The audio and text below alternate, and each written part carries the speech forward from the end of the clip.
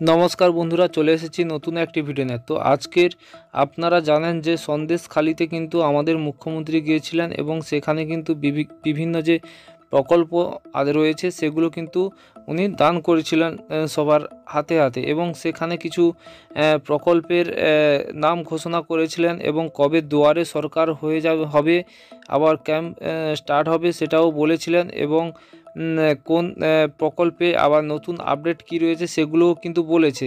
তো আমি আজকে কিন্তু সেগুলো বিস্তারিত আলোচনা করার জন্য চলে এসেছি।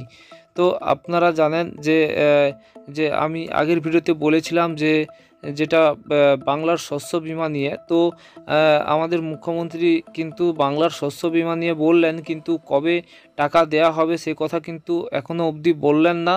আজকের যে সন্দেশখালিতে উনি যে এসেছিলেন, উনি কিন্তু ওইখানে ওই বাংলার শস্য বীমা নিয়ে কিছু বলেননি, এবং এর পরেও মোটামুটি যারা বাড়ি পেয়েছেন বা বাড়ি এখনও পাননি তাদের বিষয়ে বললেন যে এটা কিন্তু 2026 বা 27-এর আগে কিন্তু সবার অ্যাকাউন্টে টাকা দিয়ে দেবে, এবং যাদের মাটি বাড়ি রয়েছে তাদের কিন্তু আবার পাকা বাড়ি জন্য আবার কিন্তু টাকা দিয়ে দেবে। এবং এটাও জানিয়ে দিয়েছে যে লক্ষ্মীর ভাণ্ডার নিয়ে যে নতুন আপডেট রয়েছে সেটি উনি বললেন যে লক্ষ্মীর ভাণ্ডার যে 60 বছর বয়স অবধি যে পাবে সেই রকম কিছু নয়, সেটা কিন্তু যতদিন বাঁচবে ততদিন কিন্তু এই লক্ষ্মীর ভাণ্ডারের 1000 টাকা করে পেতে থাকবে। যে কন্যাশ্রীর সঙ্গে সঙ্গে এটাও ঘোষণা করলেন যে বার্ধক্য ভাতা, বিধবা ভাতা এবং যে প্রতিবন্ধী ভাতা রয়েছে এগুলোও কিন্তু সবাই মান্থলি যে টাকাটা দেওয়া হয় সেটা কিন্তু অ্যাকাউন্টে চলে যাবে। এবং এটাও জানালেন যে স্টুডেন্টদের যে ট্যাবের যে টাকা, যেটা 10,000 টাকা করে দেয়া হয়, সেই টাকাটা কিন্তু দেওয়া হবে এখন থেকে 11 যারা 12-এ পড়াশোনা করলে যারা ওই ট্যাবের টাকাটা পেত, তো সেটা এগিয়ে নিয়ে এসছে এবং সেটা আগে দিয়ে দেওয়া হবে 11-এ উঠলে। এবং সাইকেল কিন্তু 9-এ যখন উঠবে, সেটা পড়াশোনা করবে, তখন কিন্তু সেই সাইকেল যে স্কুলে দেওয়া হয় সেটা কিন্তু তাদেরকে দিয়ে দেওয়া হবে।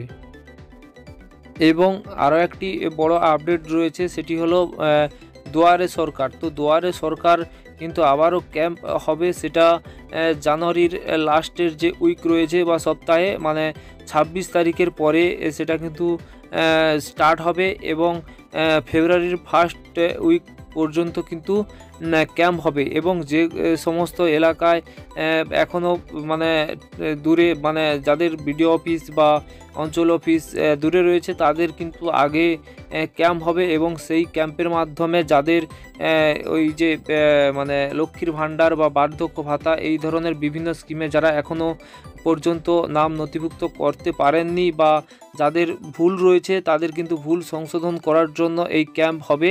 এবং সেই ক্যাম্পে আপনারা কিন্তু আপনাদের নথিপত্র যেগুলো রয়েছে, যাদের যে প্রবলেম তারা কিন্তু জমা দিতে পারেন, এবং সেইখান থেকে প্রবলেমগুলো সলভ করা হবে এবং তাদের পুনরায় আবার কিন্তু অ্যাকাউন্টে টাকা চলে যাবে।